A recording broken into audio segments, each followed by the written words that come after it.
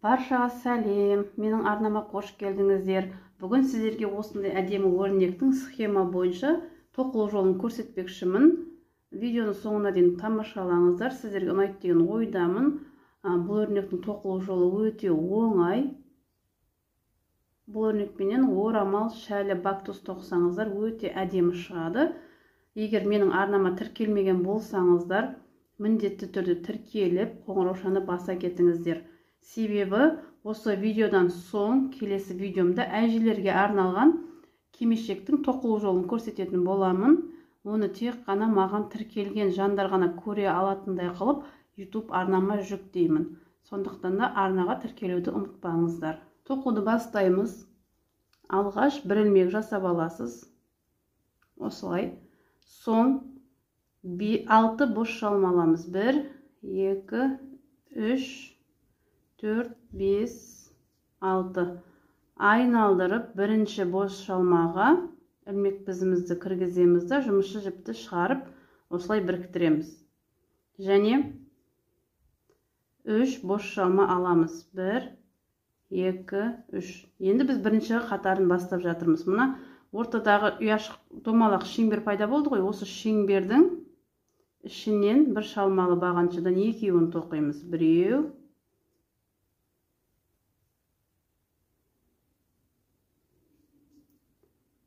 екеу. Мына бірінші алған 3 бос шалмамды бір бағанша деп есептеймін. Сонда менде 3 бағанша пайда болды. Және 2 бос шалма аламын. Тура осылай, осы шеңбердің ішінен 3 топтама жасауым қажет. Біреуін жасадық, енді екінші топтамамызды жасаймыз. Бір бағанша, екінші бағаншамыз, үшінші бағанша. 2 бос шалма аламыз және соңғы топтама. Бір бағанша тоқыдық. Екінші, үшінші бағаншамыз. Енді екінші қатарға өту үшін 1, 2, 3 бос шалма аламызды айналдырамыз. Бірінші мына ұяшықтан 3 бағанша тоқисыз, бір шалмалы бағаншадан 3-ін тоқимыз. Біреу, 2, 3. Және 2 бос шалма аламыз. Тура осы ұяшықтан 3 бағанша тоқимыз. 1, 2, 3. 1, 2, 3, 4 бос шалма аламыз.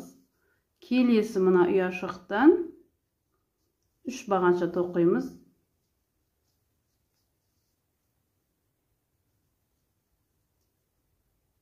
3, 2 бос шалма және тура осы жерден 3 бағанша тоқимыз.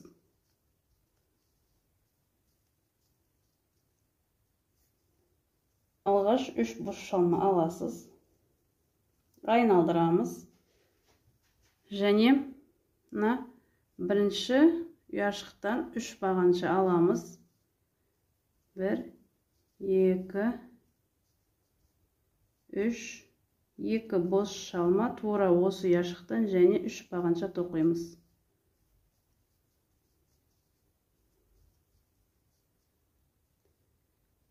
Мына ортадағы ұяшықтан өрнек тоқимыз. 1, 2, 3 бос шалма.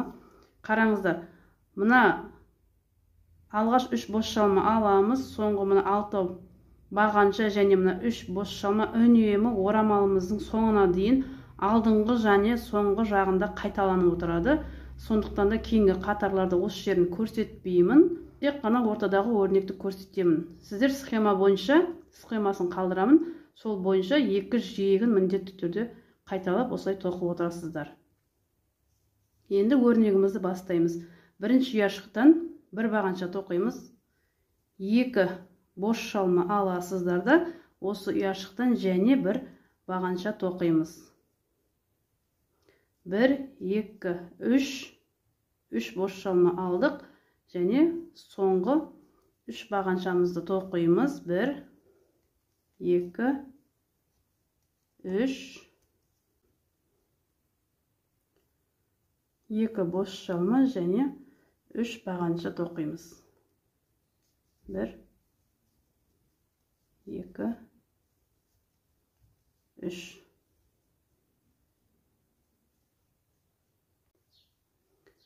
Енді 4-ші қатарды тоқимыз. 3 2 3 2 boş çalma және 3 бағанша тоқисыз. 1 2 3 boş çalma аламыз. Өрнекке келдік. Өрнегіміздің бірінші бағаншасының тура үстінен мінекей 1 бағанша тоқисыз. 2 boş çalma аламыз. Мына өрнегіміздің ортасындағы ұяшықтан 1 бағанша тоқимыз. 2 boş çalma аламыз. Және осы ұяшықтан екінші бағаншамызды тоқимыз. 2 boş çalma аламыз. Екінші бағаншаның тура үстінен 1 бағанша тоқисыз. 1 2 3. Міне, мына 2 бағаншамыз бізде 4 болып көбейді. Соңғы 6 бағаншаны қайталап тоқыңыздар. Келесі 5-ші қатар жиегіндегі 6 бағаншаны тоқыдық, 3 boş çalманы алдым. Енді өрнекке келеміз. Бірінші бағаншаның тура үстінен 1 бағанша тоқимыз. 2 boş çalma аламыз. Өрнектің ортасындағы мына бірінші ұяшықтан 1 бағанша тоқимыз. 2 boş çalma. Келесі ұяшықтан 1 бағанша тоқимыз. 2 boş çalma аламыз. Тура осы ұяшықтан екінші бағаншамызды тоқимыз. 2 boş çalma аламыз. Соңғы өрнегіміздің соңғы ұяшығынан 1 бағанша тоқисыз. 2 boş çalma. Мына соңғы бағаншамыздың үстінен 1 бағанша тоқимыз. 1 2 3 boş çalma аламыз. Бізде 4 бағаншамыз осы 5-ші қатарда 6 бағанша болып көбейеді. 6-шы қатар жиегіндегі 6 бағаншаны тоқығаннан соң осы 6-шы қатарда біз мына жерден 3 емес 5 boş çalma аламыз. 4, мына менен 5. Себебі осыдан кейінгі қатарда осы жерден жаңа өрнек бастайтын боламыз. Сол үшін осы жерден 5 boş çalma аламыз. Енді мына 6 бағаншамыздың ортасында мына ұяшықтар бар ғой. Осы жерден біз пишный столбик жасаймыз. Алғаш ілмек бізімізге жібімізді ілдіреміз да, ұяшықтың ішінен осылай бір ілдіріп шығарамыз. Екінші рет, 3 рет осылай ілдіріп шығарасыздар. Және осы үшеуін бірге тоқимыз. Ілмек бізімізде қалған 2 ілмекті бірге тоқимыз. 1 2 boş çalma аламыз. Келесі ұяшықтан 1 2 3 үшеуін бірге тоқимыз. Қалған екеуін бірге тоқимыз. 2 boş çalma аламыз. 1 2 3 үшеуін бірге тоқимыз. Қалған екеуін бірге тоқимыз. 2 boş çalma аламыз. Осылай әр ұяшықтың ішінен пышный столбик жасайсыздар. 2 boş çalma. Соңғы ұяшығымыз. Және 1 2 3 4 5. 7-ші қатар жиегіндегі 6 бағаншаны тоқыдым. 1 2 3 boş çalma аламыз. Мына бірінші тұрған ұяшықтан жаңа өрнек тоқимыз. Алғаш 1 бағаншаны тоқимыз. 2 boş çalma аламыз. Тура осы ұяшықтан екінші бағаншаны тоқимыз. Мінекей мына жерде қалай тоқыдық, енді соны тура осылай қайталаймыз. 1, 2, 3 бос шалма аламыз. Мына өрнектеріміздің ортасындағы мына ұяшықтардан қайталап осылай пышный столбик жасаймыз. 2 бос шалма. Мына ұяшықтың ортасынан 1, 2, 3. 2 бос шалма аламыз. 1, 2, 3. 2 бос шалма. Және соңғысы.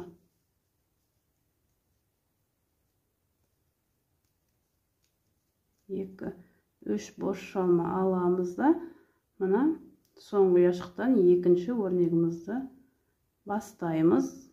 Бір бағаншадан кейін 2 бос шалма және бір бағанша тоқимыз. 1, 2, 3 бос шалма аламыз. 8-ші қатар тоқимыз. Жиегіндегі 6 бағаншаны тоқыдық, 3 бос шалманы алдық. Енді өрнекке келеміз.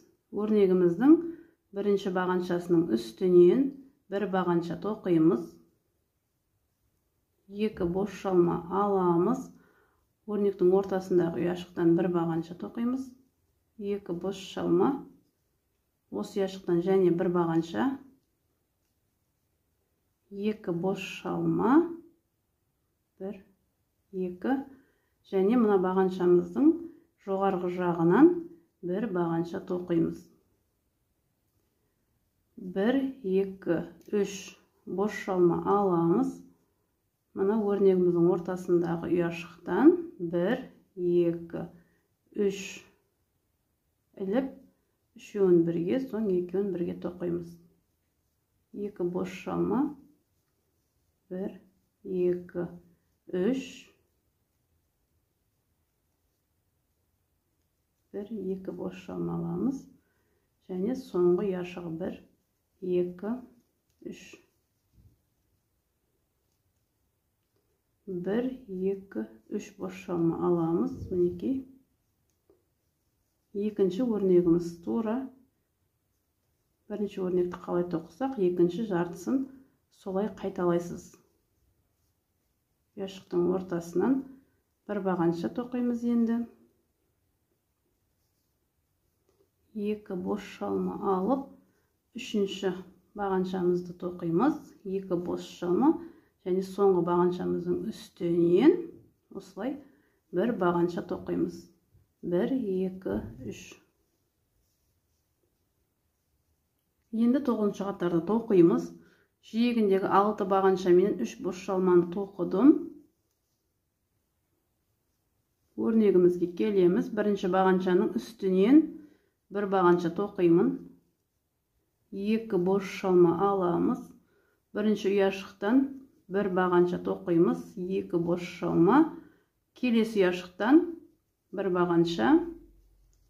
2 бос шалма. Тура осы ұяшықтан және бір бағанша тоқисыз. 2 бос шалма аламыз. Келесі ұяшықтан бір бағанша тоқимыз. 2 бос шалма және соңғы бағаншамыздың үстінен бір бағанша тоқимыз. Мына ортадағы ұяшықтан 2 бағанша, яғни тоқылады. 1, 2, 3 бос шалма аламыз. Өрнегіміздің ортасындағы ұяшықтан бір пышный столбик жасаймыз. 2 бос шалма және 1, 2, 3, екінші. Көрсете қойын десең. 1, 2, 3, үшеуін бірге, соң қалған екеуін бірге тоқимыз. 1, 2, 3 бос шалма аламыз. Келесі өрнегіміздің бірінші бағаншасының үстінен бір бағанша тоқимыз. 2 бос шалма.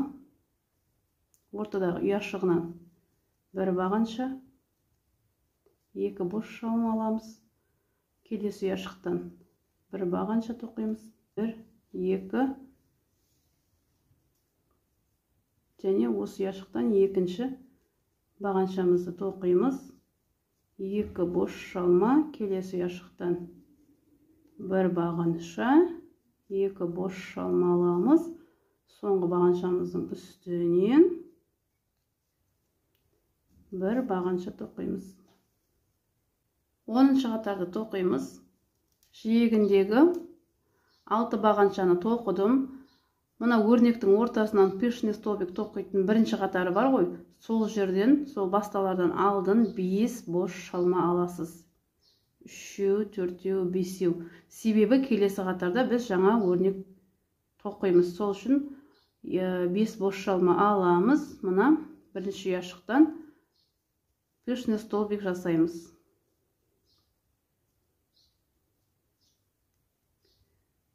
2 boş шалма, келесі ұяшықтан 1, 2, 3, үшеуін бірге, екеуін бірге тоқисыз. 2 boş шалма, 1, 2, 3, әр ұяшықтың ортасынан тоқимыз, сонда бізде 5 пышный столбик пайда болады.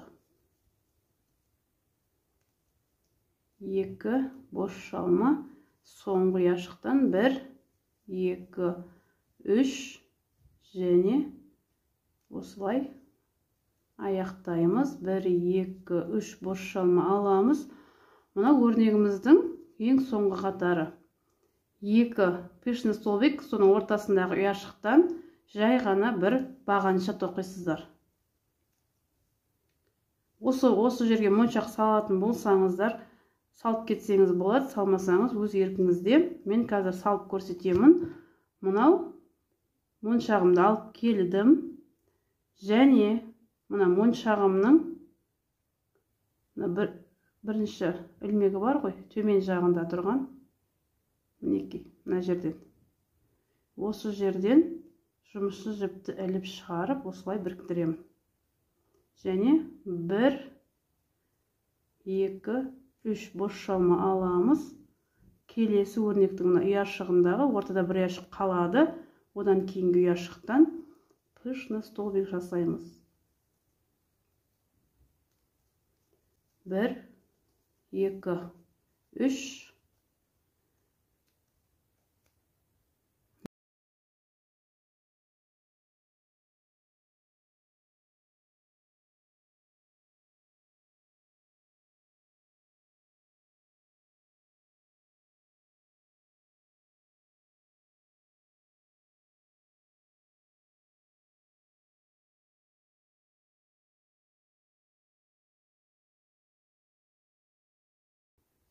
Bir, 2, 3, 4, 5 және мынау соңғы бағанша.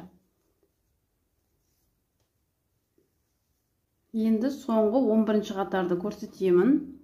Жиегіндегі 6 бағаншаны және 3 boş шалманы тоқыдық. Мына бірінші ұяшықтан жаңа өрнек бастаймыз. Ол үшін бір бағаншаны тоқисыз. 2 boş шалма аламыз, тура осы жерден екінші бағаншамызды тоқимыз. 1, 2, 3. Мына бірінші ұяшықтан осылай бір пышный столбик жасап, 2 boş шалма аламыз. Әр ұяшықтың ортасынан осылай тоқимыз. 1, 2, 3. 2, 1, 2, 3. 1, 2, 3. Мына ортадағы бір бағаншамыз бар ғой. Өрнегіміздің ең соңғы моншақ салған жеріміз. Осы жерден енді екінші өрнегімізді тоқимыз. Ол үшін мына моншағымыздың төменгі жағынан бір бағанша ілдіріп аласыз. 2 boş шалма аламыз. Және моншақтан кейінгі мына ілмектен екінші бағаншамызды тоқимыз. Сол кезде біздің моншағымыз артқа қарай да жан жаққа қарай айналып кетпейді, тура осылай бағаншамыздың ортасында әдемі болып тұрады. 3 boş шалма, екінші жағында тура бірінші өрнекті қалай тоқысақ, соны қайталаймыз. Осыны орамалымыздың соңына дейін осы схема бойынша тоқисыздар. 2 boş çalma, 1 2 3 1 1 2 3 2 1 2 3 1 2 3. Енді соңғы мына ұяшықтан өрнек тоқимыз.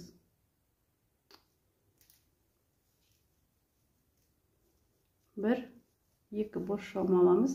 Енді екінші бағаншамызды тоқимыз. 3 boş çalma аламыз және жиегіндегі 6 бағаншаны тоқисыз. 2